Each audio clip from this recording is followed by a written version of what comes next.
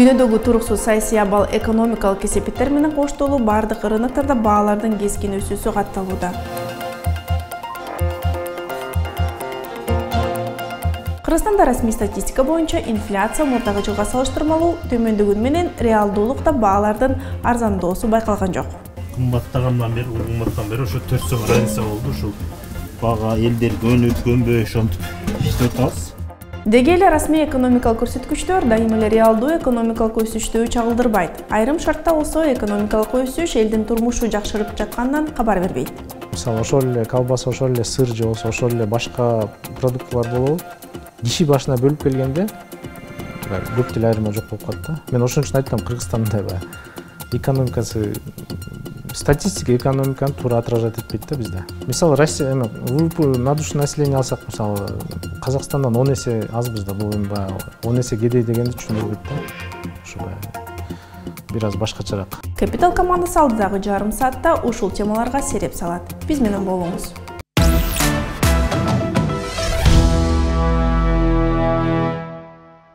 Америкалык республикачыл экс-журналист Такер Карлсонго берген интервьюсунда орус президенти Владимир Путин Россиянын экономикасы азыр Европанын бардык өлкөлөрүнө салыштырмалуу тездик менен өсүп жатканын жарыялады. Мунун чындыгы бар, бирок ал көпкө созулбайт деп прогноздолууда. Экономикалык өсүш жана аны жарандарга тийгизген таасири кандай? Кесиптешим Назгүл Мурат чечмелейт. Эл аралык валюта фондунун маалыматына караганда, орус экономикасы былтыр G7 өлкөлөрүнүн экономикасына караганда ылдам өскөн жана быйыл андан дагы ылдам өсүш көрсөтөт. Согуш шартында жашап жаткан өлкөнүн экономикасы кантип өсүүдө? Эң кызыгы бул өсүштү камсыз кылган дал ушул согуш. Чынында эле эл аралык валюта фонду орус экономикасынын туруктуулугун моюнга алып, 2024-жылга карата ал күтүлгөн 1,1% ордуна 2,6%га өсөт деп прогноздоду. Бул жөн эле сандар эмес. Орусия өз экономикасын мобилизациялап, аны согуштун кызматына кое алды. Өзгөчө Украинанын чыгышында жана түштүгүндө коргонуу линияларын курууда. Натыйжада фронттордогу стагнация жана туңгуюк быйыл да уланат деген күтүүлөр болду. Файзал Ислам, BBC баяндамачысы. Армияга жана атайын кызматтарга кеткен чыгымдар Орусиянын бюджетинин 40%-ын түзөт. Согуштук операцияларга каражаттарды бошотуу үчүн социалдык чыгымдар кыскартылды. Россияда мунай өндүрүү суткасына 9,5 миллион баррель бойдон калууда. Бул согушка чейинки деңгээлден бир аз гана төмөн. Ал эми мунай сатуудан түшкөн каражаттар согуштук аракеттерди каржылоого жумшалууда.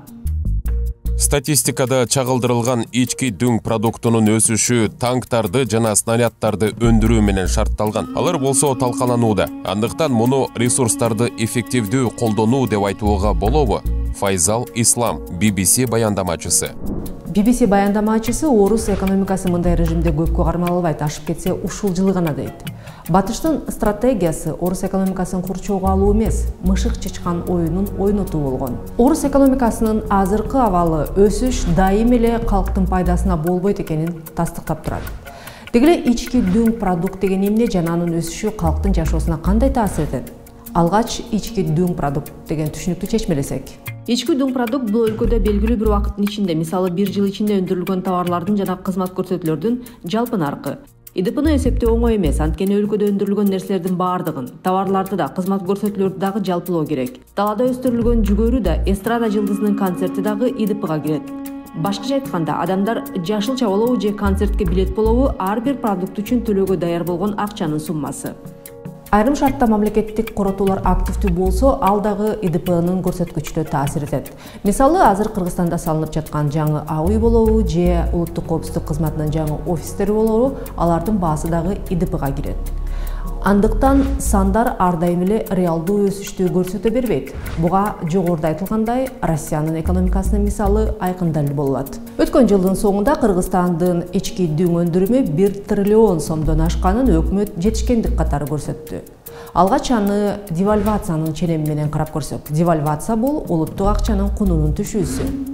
2019 жылдын соңуна карата Кыргызстандын ички дүң өндүрүмүнүн көлөмү 90 миллиард сомду түзгөн. 2023 жылдын соңунда болсо 1,2 триллион сомдон ашты. Бир караганда 4 жыл ичинде ИДПнын көлөмү 2 эсе өскөн. Ал эми девальвациянын ченеми менен сынай турган болсок, картина башкачараак. Мисалы 2019 жылдын соңунда $1.69 сомдун тегерегинде болгон. Демек 2019 жылдын ИДПсын доллар менен санаганда 8,8 миллиард болгон. Ал эми 2023 жылдагы 1,2 триллион сомду азыркы курс менен санасак, 13 миллиард сомдон бир аз ашууда. Демек 4 жылда ИДПнын валютадагы өсүүсү 35%га жакындаган.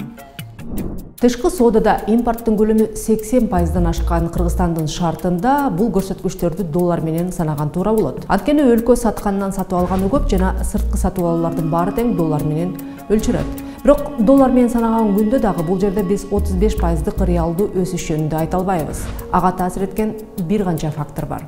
Биринчиси бул дүйнөлүк рынокто доллардын өзүнүн 2019 жылдан бери девальвация болуусу. Экинчиси инфляция. Кыргызстандын шартында кош инфляция. Инфляция темасына алдыда кененирээк кайрылабыз. Азыр болсо мен ИДПга таасир эткен үчүнчү фактор жөнүндө айткым келип турат. 2023 жылдын 23 ноябрында Жогорку кеңештин жыйынында министрлер кабинетинин төрагасы Акылбек Жапаров Кыргызстандын ички дүң продукциясы 2023 жылы киши башына $1,900 түзгөнүн айтып, анын көрсөткүчү соңку 3 жыл ичинде $669 өскөнүн. Ал эми 2010 жана 20 жылдар аралыгында ал болгону $311 өскөнүн баса белгилеп, муну тарыхый өсүш деген эле. Бул цифралар экономикалык өсүштү айкын көрсөтүп турат жана келечекте коомдук турмуштун бардык тармактарын камтыган жана калктын реалдуу турмуш деңгээлин олуттуу түрдө жакшырта турган мындан да чоң өсүштү алдын ала көрсөтүп турат. Акылбек Жапаров, Кыргыз Республикасынын министрлер кабинетинин төрагасы.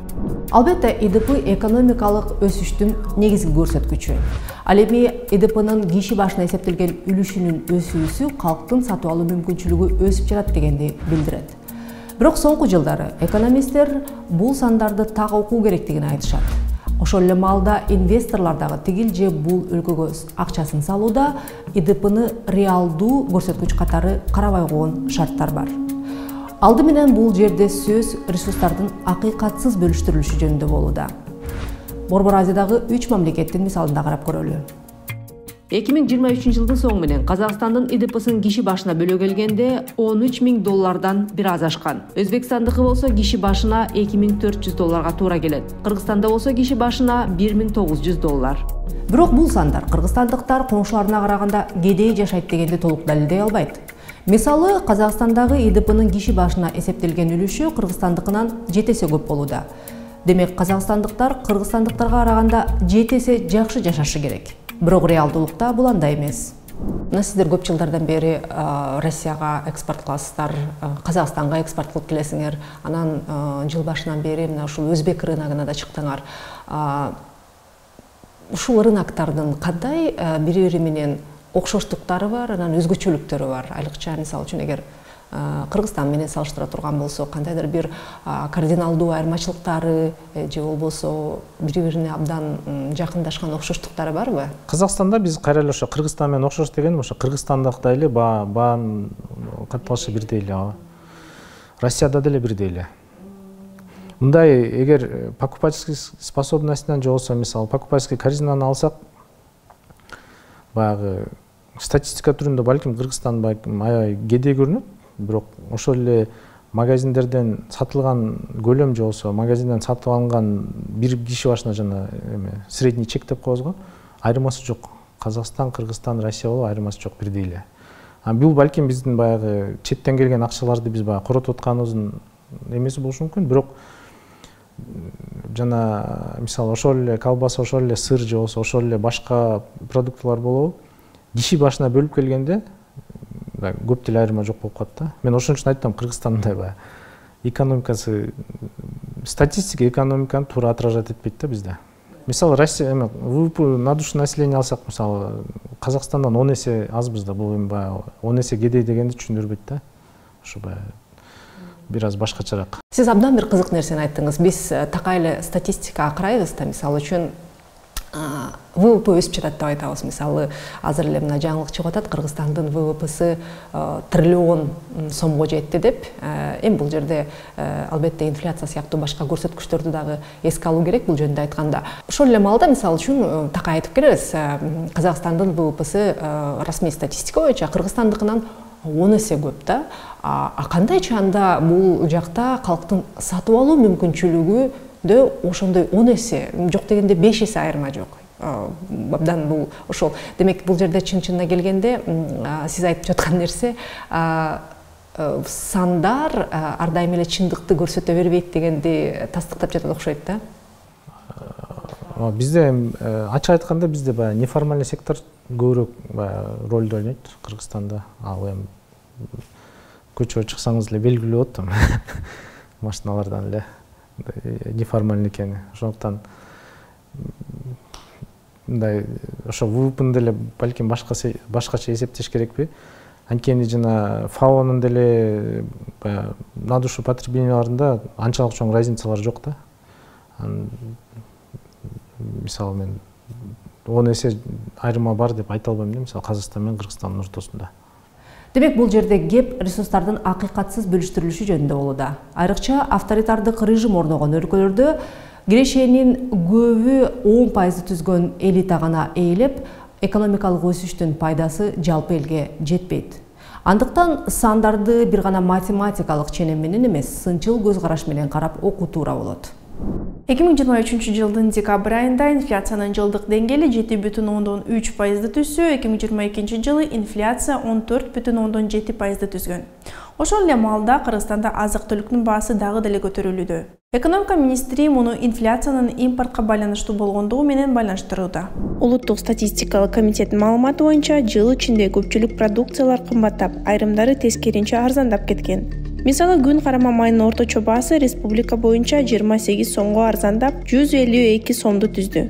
2022 жылдын аягына салыштырмалуу кум шекер 15 сомго арзандады. Азыр анын килограммы 75-78 сомдон сатылууда. Күрүчтүн баасы жыл ичинде кыйла кымбаттады. Анын республика боюнча орточо баасы 52 сомго кымбаттап, декабрь айынын аягында баасы 143 сомго жеткен. Койдун этинин наркы баасы 26 сомго кымбаттады. Жалпысынан республика боюнча анын килограммы 554 сомдон сатылууда. 2022 жылдын декабрына салыштырмалуу өлкөдө жумуртканын орточо баасы 11 сомго кымбаттады. Күйүүчү майлоочу майлардын өзгөчө АИ-95 үлгүсүндөгү бензиндин баасы кыйла жогорулады. 2023 жылдын башында 65 сом болсо, жыл аягында 71 сомго көтөрүлгөн.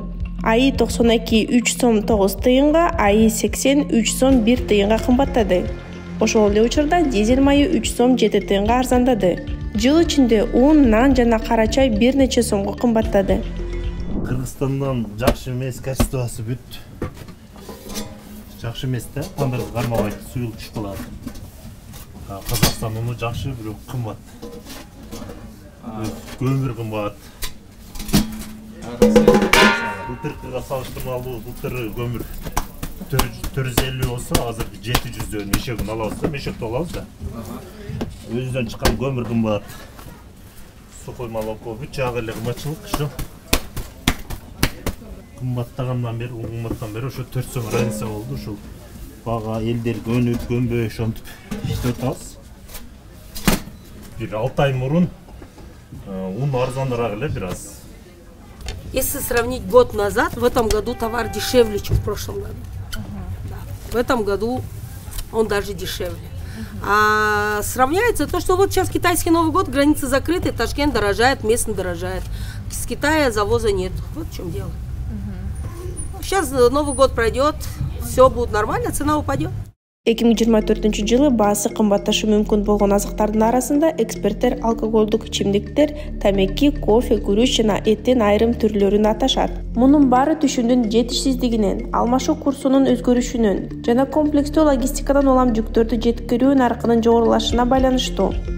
Чакан ишкаларды эсепке албаганда бир кызматкердин орточо айлык номиналдык эмгек акысы 2023 жылдын январь-декабрында 33.258 сомду түзүп, 2022 жылга салыштырмалуу 20,3%га өстү. Мында керектөө бааларынын индексин эсепке алуу менен эсептелген анын реалдуу өлчөмү 10,7%га өскөн. Башкача айтканда, эмгек акынын өсүшүнүн жарымынан көбүн инфляция жеп кеткен. Шринкфляция азыраак таңгак, жогору баа. Өндүрүүчүлөр көбүнчө бир амалды колдонушат. Алар таңгактын көлөмүн азайтышат, бирок ошол эле учурда бааны төмөндөтүшпөйт. Бул процесс шринкфляция, англис тилинен shrink кичиртүү деп аталат. Өтө көңүл бурбаган сатып алуучу эч нерсе өзгөргөн жок деп ойлошу мүмкүн. Бирок чындыгында ошол эле акчага ага азыраак көлөмдөгү товар жеткиликтүү болуп калат. Мисалы, Россияда Актибио йогуртунун бир банкасынын көлөмү 150дөн 130 граммга чейин азайган. Же Хайнс кетчупунун пакетинин көлөмү 350дөн 320га чейин азайган.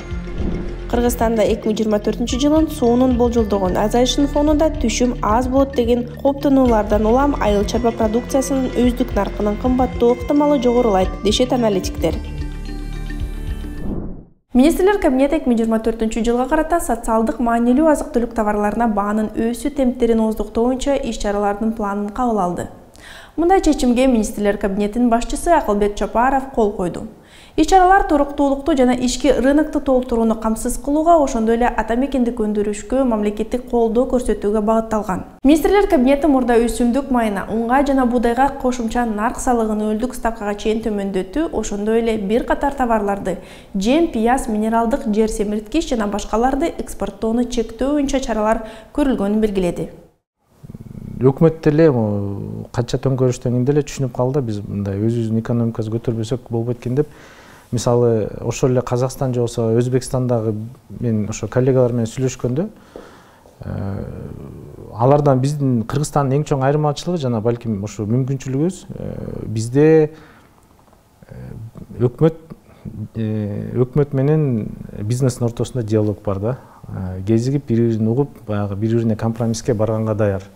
Ошол жагынан алганда биз бир аз астыдабыз деп ойлойм. Экинчиден, айкындык ачыктык бар. Баягы Кыргызстан ачык саясат жүргүзгөн үчүн көп эле биздин жаштар ошол эле Турцияга барып окуп келип, ошол эле Европага барып келип, кайра эле Кыргызстандан мындай аракет кылып атышат да. Ооба, чынында баягы өнүккөн өлкөлөрдүн мисалын карап көрсөк, баягы өнүккөн өлкөлөрдө чакан жана орто бизнес абдан өнүккөн да. Мисалы, бул өзгөчө демократиялык шарттагы өлкөлөрдө. Ал эми авторитардык режимдерди карасак, ошол эле алыс кетпейли биздин коңшуларды караганда деле алар дагы баягы чакан жана орто бизнестин көрсөткүчү керек болсо бизден дагы кыйла аз да. Мисалы, бизде мисалы үчүн айтып атышат, көмүскө экономиканын көрсөткүчү менен ала турган болсок, баягы экономикадагы чакан жана орто бизнестин үлүшү керек болсо баягы 60%га чейин жетет депчи. Себеби авторитардык режимде мамлекет бизнеске кийлигишип, экономикага кийлигишип, керек болсо өзү бизнес кылам, өзү экономиканы жүргүзөм деп, ошонун кесепетинен мындай ишкерчилик калың катмары пайда боло албайт экен да. Кыргызстанда дагы азыр акыркы жылдары ушул өкмөт тараптан ушундай бир жагымсыз, анча жакшы эмес аракеттерде байкалат да. Ушул экономикага ашык-баш кийлигишүү, мамлекеттик ишканаларды түзүү, анан ошол өкмөт өзү иш кылам, өзү бизнес кылам дегендей, баягы бизнесмен атаандаш болуп мындай айткандачы, бирок чын-чынына келгенде өкмөттүн функциясы эмес да бул. Ооба, өкмөттүн бирден бир эле жанагы милдети бул ошо шарт түзүп берүү. Шарт түзүп берүү менен алектенсе, анан коопсуздук маселеси жана ошо салыктарды чогултуу маселеси, калганын баарын эле бизнес кылгыла алат да. Калганын баарын эле бизнеске берип салса, менин оюмча жаман жакка кетпейт. Өзгөрүүлөр только жакшы жагын алат да. Мамлекет заводда куруп кереги жок, фабрикада куруп кереги жок, ошону кургам деген ишкерлерге эле шарт түзүп бергенге иштесе, менин оюмча ошол эң туура жол болот. Мен толук кошулам. Мамлекет негизи жана начар менеджер сыяктуу эле бизде деле ошол менин оюмча бир дагы мындай үлгүлүү жакшы пример жок да. Мамлекет алып, мамлекет жакшы иштетип кеткен. Аны баары эле көрүнүп турат айкындай. Ошо Кыргызстанда ошо дагы ошо бирден бир жагдай, ошо Кыргызстанда баягы ишкерлер баягы ар бири өзүнүн үй бүлөсүн бакканга аракет кылып, майда ишкерлер абдан көп. биринчи мындай да, биринчи санга өтөт, анан сандан сапатка өтөбүз да, ошо канча көп болсо ошонун ичинен баары бир сурулуп чыгып мындай сапатка өтүп жаткан учурлар да менин оюмча. Мамлекет базар экономикасына минималдык түрдө эле кийлигишсе негизи бул жакшы. Бул мамлекет канчалык ошо өзү кирилишкенде бул кайра эле ошо союздук өлкөлөрдөн көрүнүп атат. Бул балким башында жакшы эффекттерди берет, бирок uzun мөөнөттө бул анча деле пайдасын бербей калып атат да. Ошондуктан бийлик менен албетте баягы өкмөт менен бизнестин ортосунда диалог болуш керек, бирок баары бир деле ошо өнүгүү рыночный базардык рыночный отношенияда калыш керек да. Бул Capital командасы даярдаган бизнес обзор болду. Дүйнөдө жана аймакта болуп жаткан экономикалык тренд тенденцияларга биз менен көз салыңыз. Ишиңизге ийгилик.